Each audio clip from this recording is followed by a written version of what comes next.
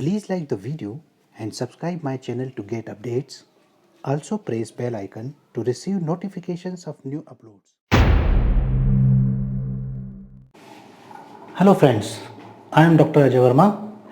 In today's video, we will be discussing projection of solids and some of its basics. For any projection of solid, we must understand what types of solids are there and how they are projected. So in this video, I will be focusing on types of solids which are very much important for any projection of solid. So let us start with classification of the solids. Most importantly, we can broadly classify solids into two categories. One is polyhedron, second one is solid of revolution. Now what they are? Polyhedron. Polyhedron are the solids which are having flat surfaces in them. You can see here all these surfaces are flat surfaces, or in other way we can say that all the surfaces are planes or plane surfaces. So polyhedron may be classified into broad two categories, pyramids and prisms, which are most importantly used in projection of solid. So as far as pyramids are concerned, let us discuss something about that.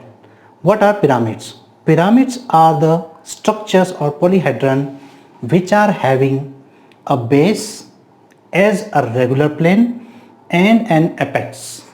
So this is the pointed end where all the lateral surfaces of pyramid are joining. So a regular plane in the base, these are the lateral surfaces, this is apex. So one base and one apex, and the surfaces which are joining apex to the base, these are called lateral surfaces for pyramid, right? You can see here in most of the cases in pyramids the lateral surfaces are isosceles triangles. In most of the cases, there are some specific cases also, such as this is a tetrahedron. This is a tetrahedron where the base is an equilateral triangle and all the faces, lateral faces, are also equilateral triangles, right? So in tetrahedron all the faces are equilateral triangles. The name of the pyramids are given according to the shape of the base. If it is a square in the base, it is called square pyramid. If there is a hexagon in the base, it is called hexagonal pyramid, and so on. Triangular pyramid or pentagonal pyramid and so on. Now we come to the prisms.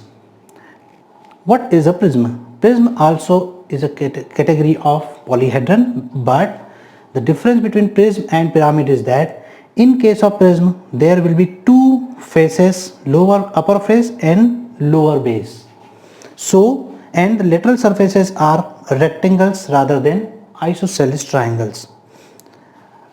In case of prism also the naming methodology is same, that is whatever the shape is there in the base, we give the name according to that particular shape. So this is a square prism. If there would be a triangle here, triangular prism, pentagonal prism, hexagonal prism and so on. So there will be two identical surfaces, one is top surface, which is generally called top face, and one is lower face, that is called base of the prism. These are rectangles, lateral faces are rectangle in case of prisms. Here is again one special case of prism, that is a cube.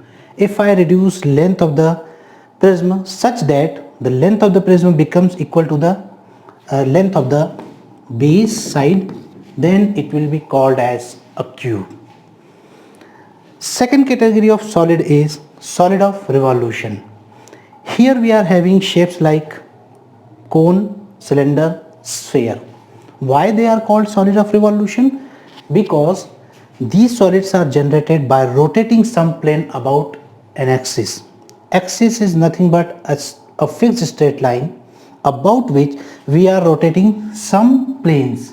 Say In case of cone, we are rotating an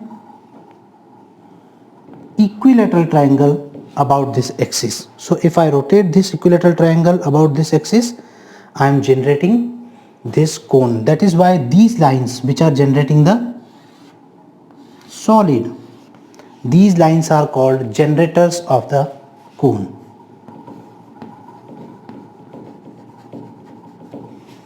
Right?